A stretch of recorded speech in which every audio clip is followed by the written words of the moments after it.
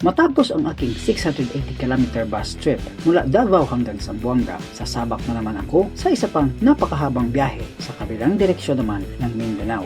Ito ang 528km bus ride mula Zamboanga hanggang Cagayan de Oro na aking gagawin ilang oras lamang mula nang tapusin ko ang unang long haul ride sa ating epic Mindanao bus loop. Kakayanin ko kaya? Tara, lahat ka! Dito na ako sa Zamboanga Terminal para naman sa second leg ng ating train. Nagbabayad na tayo ng terminal at mag-charge ng ating cellphone. Yes, sir. Thank you. Hello, ma'am. Thank you. It's 6:32 in the evening at nandito pa rin tayo sa Zamboanga Integrated Bus Terminal. Kain muna tayo ng noodles bago tayo mag-alis. Ilang oras na lang sasakay na naman tayo ng bus para Cagayan de Oro para sa second leg ng ating trip. 8:40 ng gabi, dumating sa terminal ang isa pang bus pa Cagayan de Oro para sa 9 PM trip. Ito ang ating ride na Kinglong Bus 159 ng Rural Transit Mindanao Incorporated. Air-conditioned, may saktong legroom, kaya lang medyo claustrophobic dahil malamlam ang blue lighting ng interior. Pumwesto agad ako sa window side ng upuan. Although ako ay nasa unahan, di mainam ang ating POV dahil sa harang ng high-deck configuration ng bus. Kaya nagtiyaga na lang muna ako sa side window perspective ng aking mga kuha. Grant us, O Lord, with your caring hands and watchful eyes, that no one shall be hurt as we pass by. Bago makaalis ng terminal, nagbayad agad ako sa konduktor ng regular fare na 1,245 pesos. 20% less naman ang pamasahe kung discounted. Ilang sandali pa, nagmaniobra na sa terminal ang sinasakyan ko.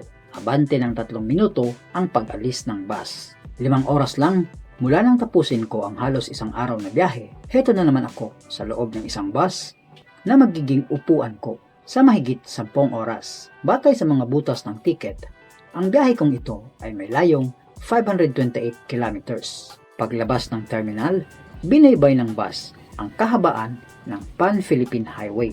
Sa dakong ito, buhay pa ang epekto ng cup noodles na kinain ko kanina. Kaya lang, sadyang napakadilim ng loob at labas ng bus. Para sa magandang POV, wala na nga akong ideya saan na kami na partikular na lugar sa mga sandaling iyon. Dito, unti-unti na akong siningil sa aking kulang na tulog dala ng naunang biyahe.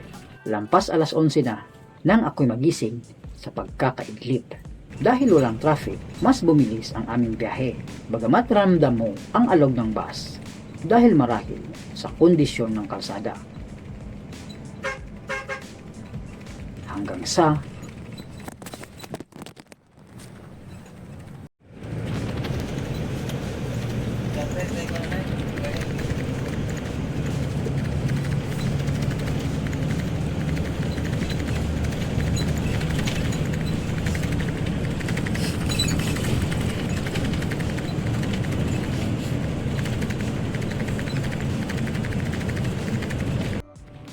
muli na naman akong naidlip at pagkagising ko, hating gabi na at nasa Zamboanga, Sibugay na kami.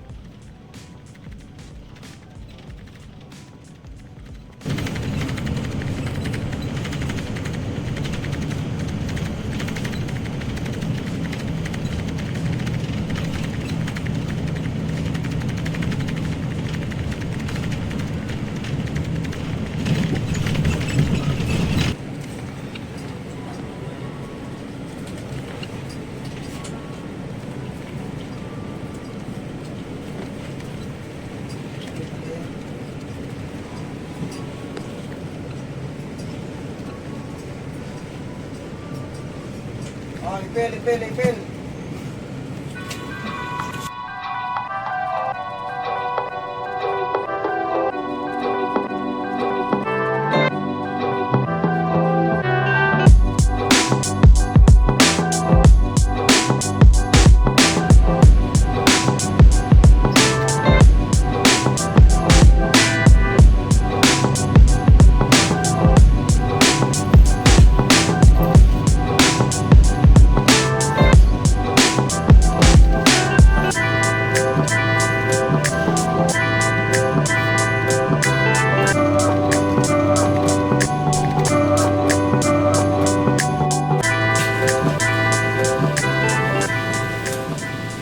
Mahigit isang oras na naman ako matutulog hanggang marating ng bus ang bayan ng Diblahan sa lalawigan pa rin ng Zamboanga, Sibugay. Makalipas ang 7 oras at 265 kilometers, narating ng bus ang Pagadian City, ang regional center ng Zamboanga Peninsula at kabisera ng Zamboanga del Sur.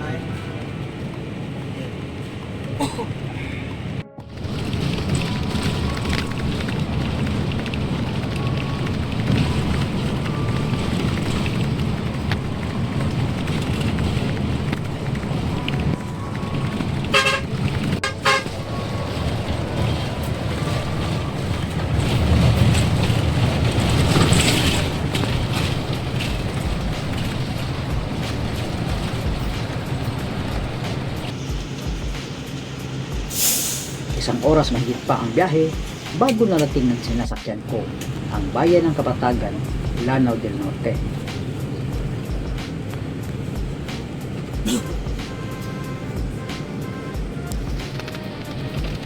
Agaw pansin ang pag-unlad ng bayan na mga 2 dekada ang nakakaraan ay laman ng mga balita dahil sa kaduluhan.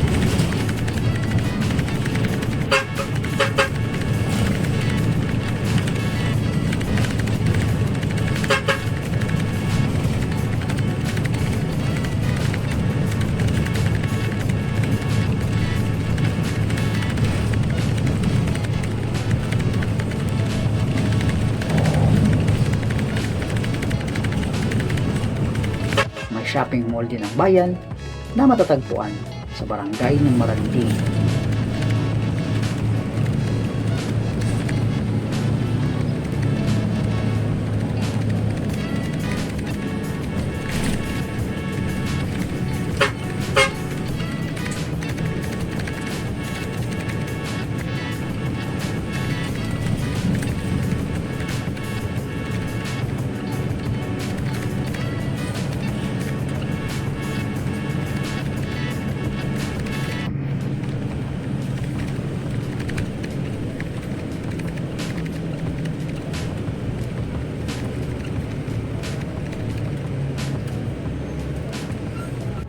Bago mag alas 6 ng umaga, narating ng bus ang bayan ng Lala.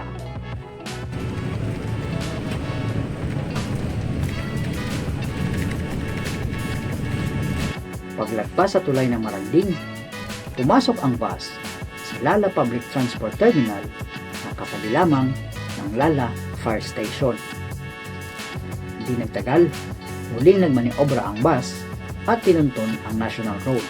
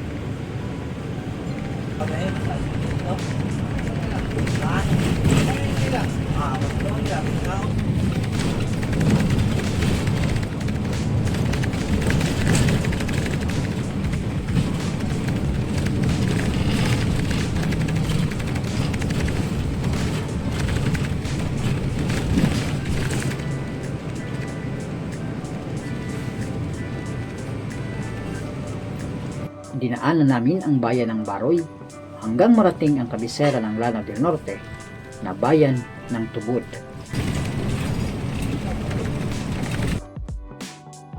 Ang Mindanao Civic Center na makikita sa bayan, ang sentro ng mag-host ang Tubod ng palarong pambansa noong mga 2000s.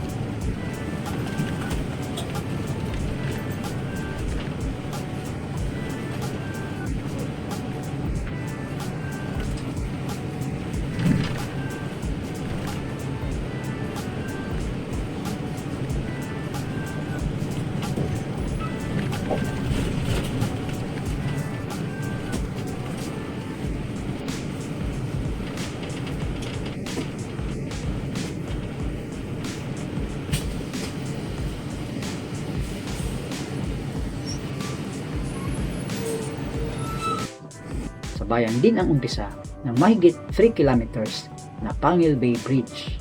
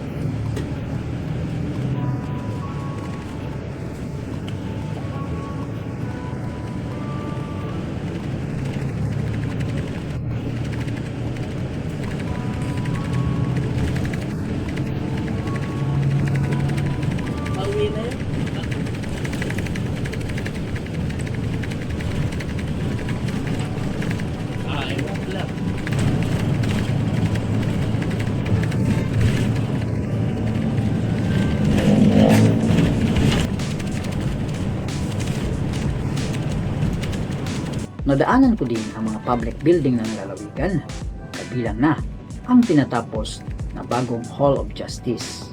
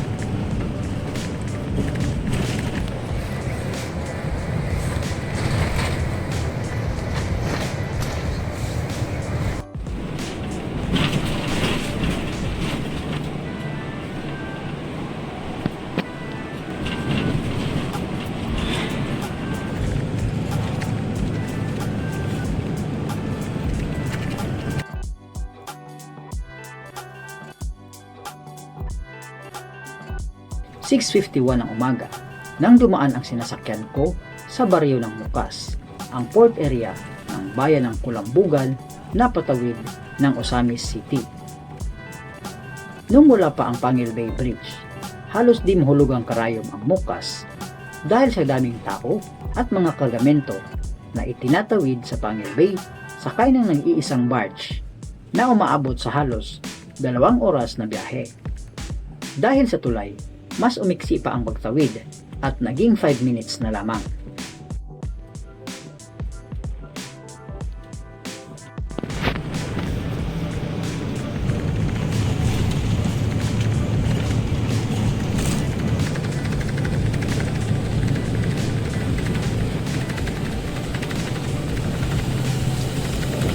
Di pa umabot ng 15 minutes mula sa Mukas, narating ko ang bayan ng Bacolod.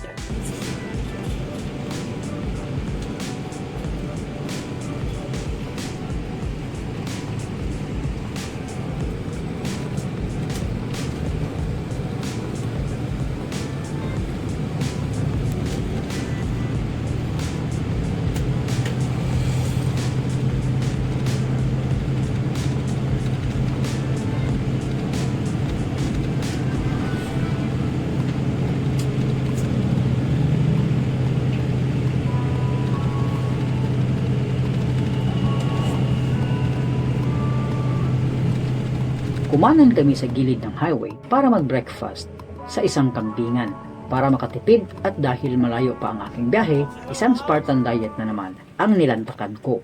Fast tayo ng coffee at egg, 35 pesos. Mga 20 minutes din kami sa meal stop bago muling lumarga para sa susunod na bayan, ang Kauswagan. Mula sa salitang Bisaya na uswag, na ang ibig sabihin sa Tagalog ay pag-unlad, ang Kauswagan ay unti-unti nang bumabangon mula sa magulong nakaraan nito.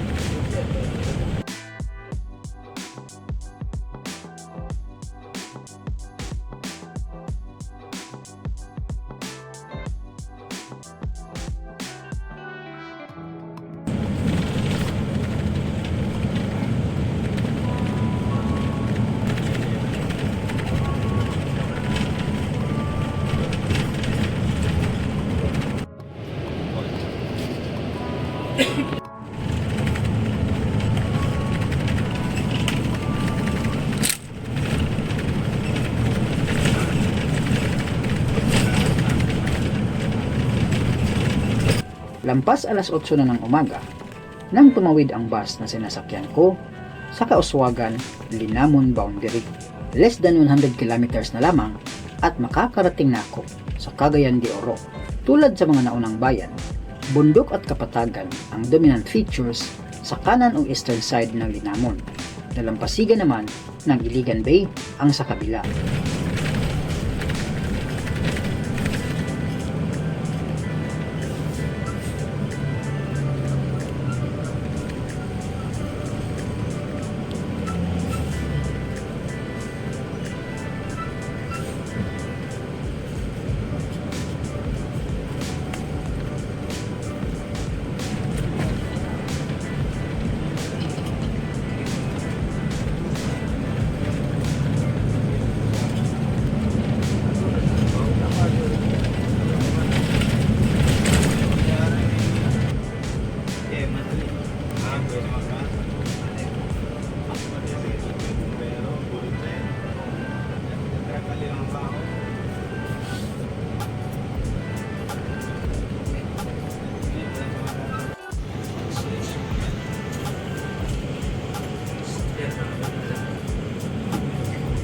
8:08 nang marating ang aking sinasakyan, ang junction ng National Highway at ang Linamon Matungao Road. Kung ikaw ay kakanan, babaybayin mo ang daan ng isa sa dalawang entry point papunta sa tanyag na Tinago Falls. Isang napakagandang talon sa pagitan ng Linamon at Iligan na dinarayo dahil sa kanyang tayog at mala Survivor Philippines na 500 steps bago ka makarating sa mismong falls.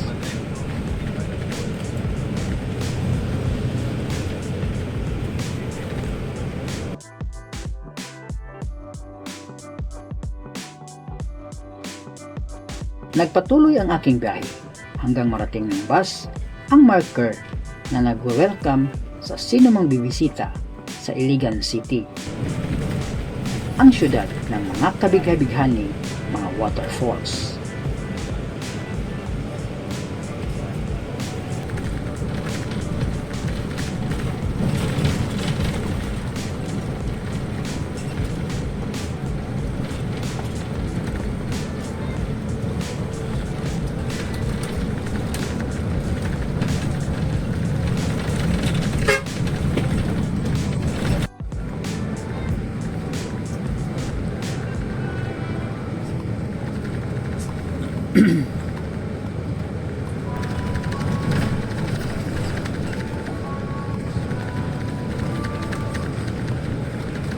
Binaybay ng bus ang National Highway hanggang marating ang barangay Maria Cristina. Tinawid ng aming bus ang Agus River Bridge kung saan sa unahan ay naroon ang pinakamataas na talon sa bansa, ang pamosong Maria Cristina Falls. Ang dambuhalang waterfall na ito ay may taas ng 321 feet at siyang pinagkukunan ng elektrisidad ng Iligan. Sa puntong ito ay di na ako nakatulog dahil sa ganda ng mga tanawin.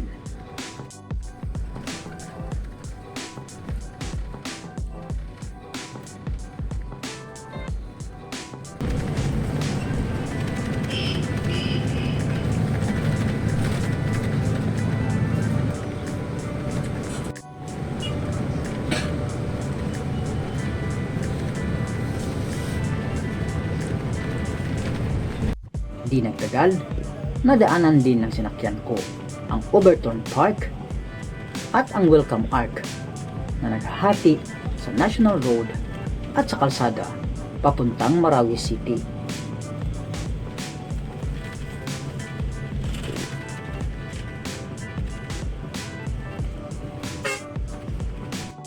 Lalong nagpagising sa akin ang maalog na biyahe, dala marahil sa lagay ng kalsada.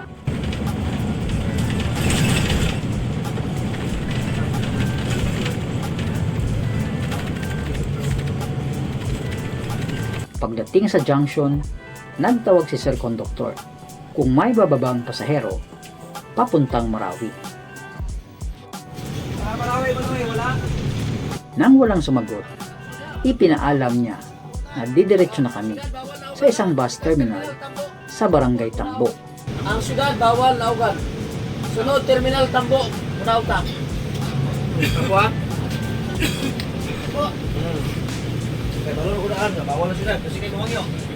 Patuloy na binaybay ng bus ang Linamon Iligan Road hanggang makarating ng sentro ng lungsod.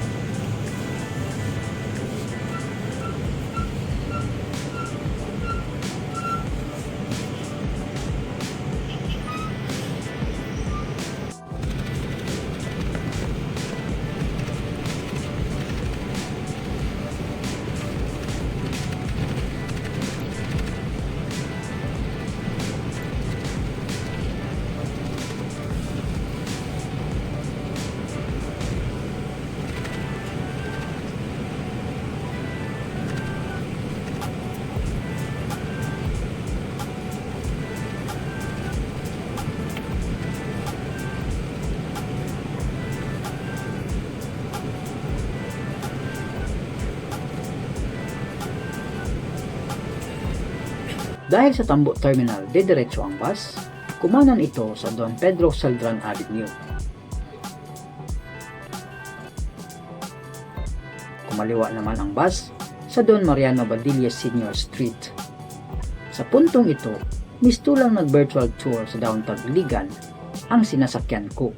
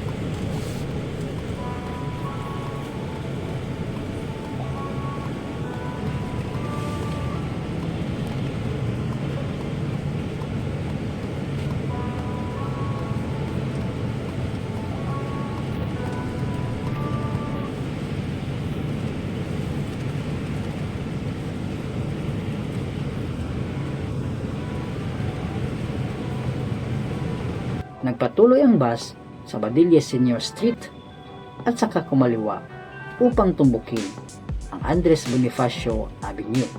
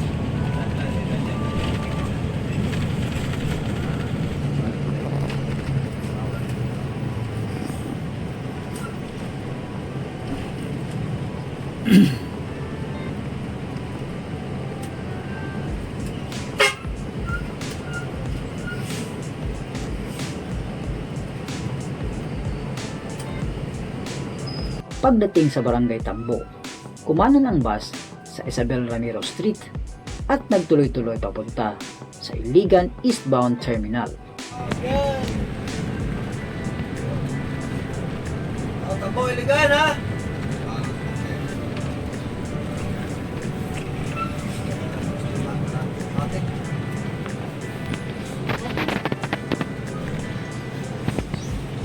Wala pang 10 minuto, nagpatuloy ang aking biyahe.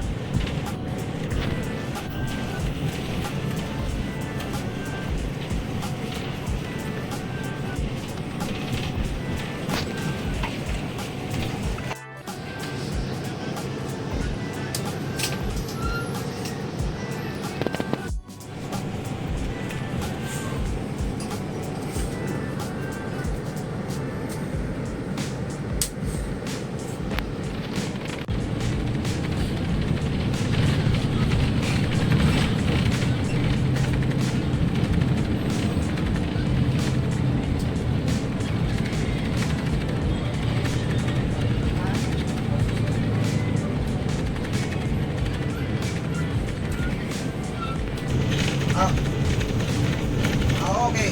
Uwa ko, sakto ko. Uwa ko po. Aray ko dito. Pa. Mahintay sa papel.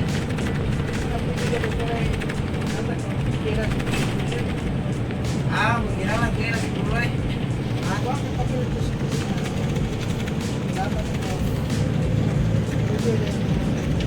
Wala papel sa lahat. Ay, dapat siguro na daw. Ay, dapat siguro ito.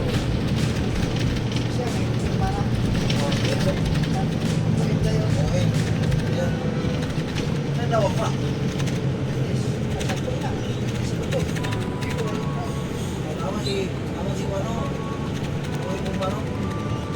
9:20 ng umaga, papalabas na ng Lanao del Norte ang aking sinasakyan. Papasok na ako sa lalawigan ng Misamis Oriental, partikular sa bayan ng Lugait.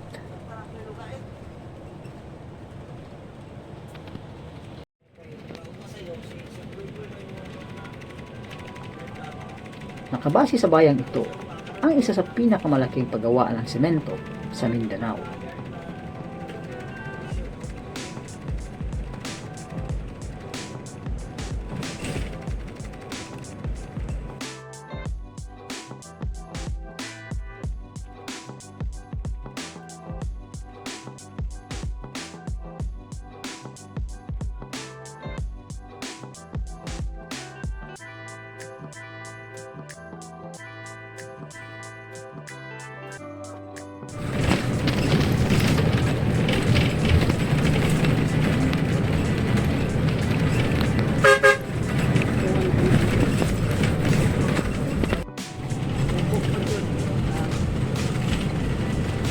Papunta na ako sa susunod na bayan, ang Naawan. Tanyag ang lugar na ito sa tila bahay pokyuta na disenyo ng kanilang municipal hall.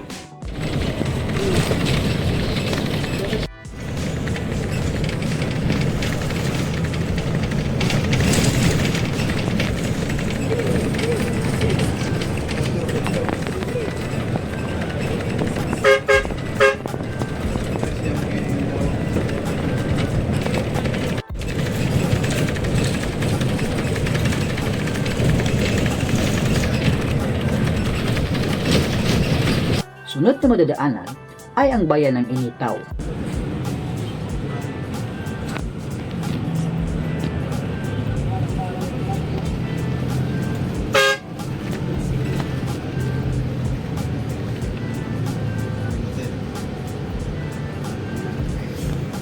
Huminto sandali ang bus para magbaba at pumick up ng pasahero sa bus stop ng RTMI.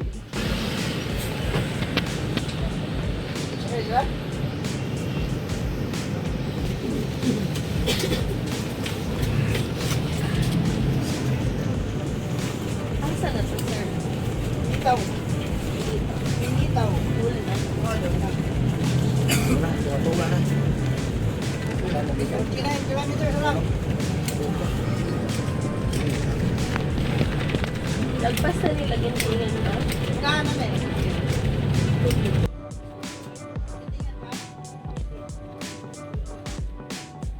Ilang minuto pagkalipas ng alas 10, narating ko ang bayan ng Gitagum. Excited na ako dahil magra-wrap up na din ang second leg ng aking Ultimate Mindanao Bus Loop. 11 hours na din akong nasa daan. Kasing tagal ng biyaheng Davao-Pagadian na ginawa ko just 24 hours earlier. Isang maliit na syudad pa ang aking nadaanan. Ito ay ang El Salvador. Nandito ang isang tanyag na pilgrimage site kung saan nakatayo ang 50-foot na rebulto ni Jesus Christ bilang Divine Mercy na siyang pinakamalaki sa Asya. Huling bayan bago ang Cagayan de Oro ay ang maunlad na munisipyo ng Opol na kabilang sa mga bayan at syudad na bumubuo sa Metro CTO. Alas 11:03 ng umaga nang marating ko ang unang barangay ng CDO, ang Ipunan. Nagtuloy-tuloy ang bus na binaybay ang Iligan CDO Butuan Highway.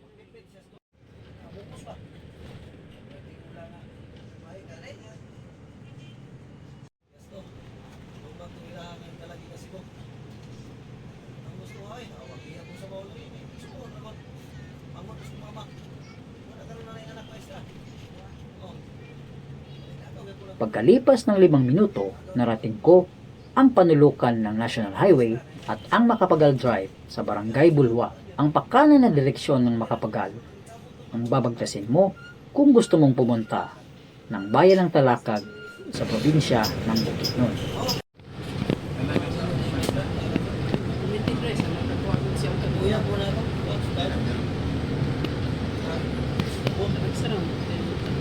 Nagpatuloy sa CDO Iligan Butuan Road ang aking sinasakyan bago kumaliwa sa Sarenas Avenue.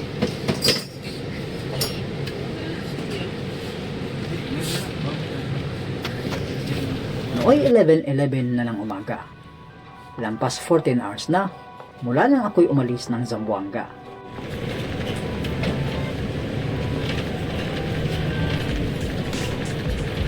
Eksaktong 11:15, pumasok sa Bulwa Integrated Terminal ang aking sinasakyan.